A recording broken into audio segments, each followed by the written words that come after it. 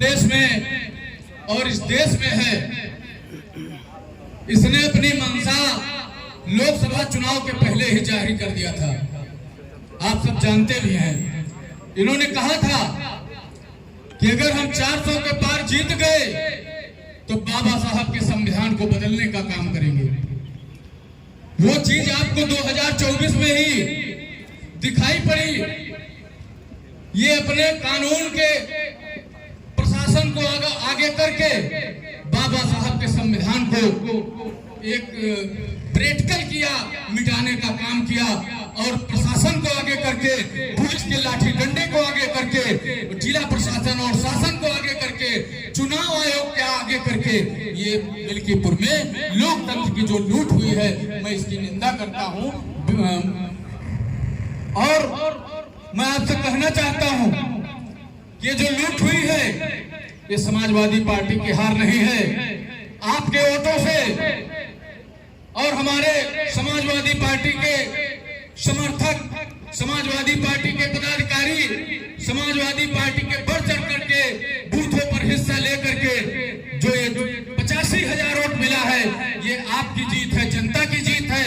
और उनके प्रशासन की लाठी डंडे की जो वो जीत है, वो जीत नहीं, केवल प्रमाण पत्र की जीत है उनकी। हम आपसे कहना चाहते हैं कि 2027 का चुनाव सामने है और 2026 या 25 में पंचायत का चुनाव सामने है। आपने इनकी करतूत को देख लिया है। आप सब, अभी कमलासन पांडे जी पूर्व प्रमुख बोल रहे थे, उन्होंने कहा कि हाथ में डंडा लेकर के तैयार रहिए। अगर आपको 27 में माननीय अखिलेश यादव जी की और माननीय अवधेश प्रसाद जी की और समाजवादी पार्टी की अगर सरकार बनाना है तो इनसे बदला लेने के लिए, इनको जवाब देने के लिए एक हाथ में डंडा और दूसरे हाथ में बटन, साइकिल का बटन होना चाहिए, तब आप ये कहीं जाकर के कर पाएंगे। ये गुंडों, मक्कारों, बेईमानों की सरकार है। इसमें एक स्टूल मंत्री है, वो बार बार कहते हैं कि समाजवादी पार्टी की जब सरकार थी तो समाजवादी पार्टी के गुंडे सरकार चलाया करते थे।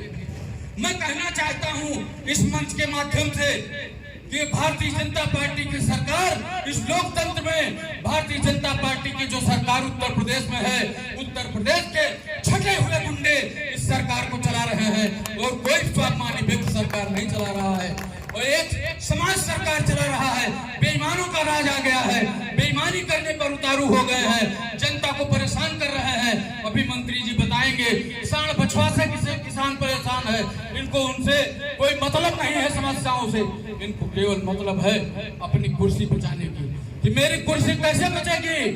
चाहे बेरोजगार रोजगार पावे या ना पावे, चाहे नौजवान रोजगार पाए या ना पाए, चाहे आप भीख मांगे, चाहे कुछ भी करें, लेकिन इनकी सरकार और ये अपनी सीट बचाना चाहते हैं गुंडई के बल पर।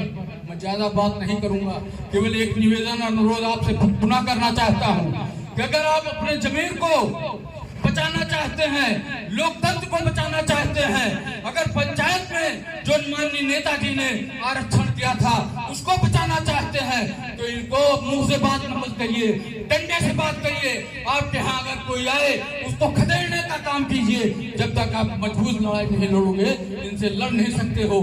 ये तो संविधान हटाना चाहते हैं।